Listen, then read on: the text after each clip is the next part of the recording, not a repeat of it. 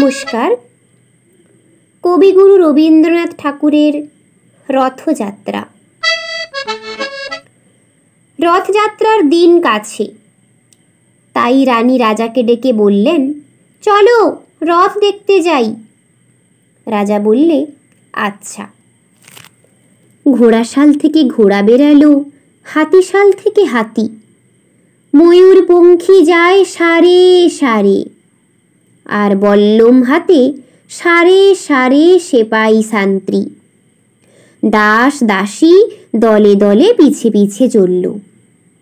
কেবল বাকি রইল একজন, রাজবাড়ির ঝাঁটার কাঠি কুড়িয়ে আনা তার কাজ। সর্দার এসে দয়া করে তাকে বললে, ওরে তুই যাবি তো আয়। সে হাত জোড় করে বললে, আমার যাওয়া ঘটবে না। রাজার কানে কথা উঠল, সবাই সঙ্গে যায়, কেবল সেই দুঃখীটা যায় না।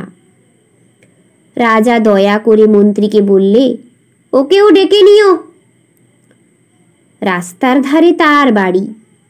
হাতি যখন সেখানে পৌঁছল, মন্ত্রী তাকে ডেকে বললে, ওরে দুঃখী, ঠাকুর দেখবি চল। সে হাত জোড় করে বললে, কত চলব? ঠাকুরের দুয়ার পর্যন্ত পৌঁছই এমন সাধ্য কি আমার আছে? মন্ত্রী বললে, ভয় কি তোর, রাজার সঙ্গে চলবি। সে বললে, সর্বনাশ, রাজার পথ কি আমার পথ? মন্ত্রী বললে, তবে তোর উপায়? তোর ভাগ্যে কি রথযাত্রা দেখা ঘটবে না?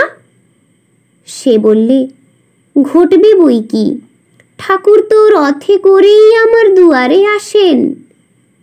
মন্ত্রী হেসে উঠল, বললে, তোর দুয়ারে রথের চিহ্ন কই? দুঃখী বললে, তাঁর রথের চিহ্ন পড়ে না। মন্ত্রী বললে, কেন বলতো? দুঃখী বললে, তিনি যে আসেন পুষ্পক রথে। মন্ত্রী বললে, কই রে সেই রথ? দুঃখী দেখিয়ে দিলে, তার দুয়ারের দুই পাশে দুটি সূর্যমুখী ফুটে আছে। নমস্কার।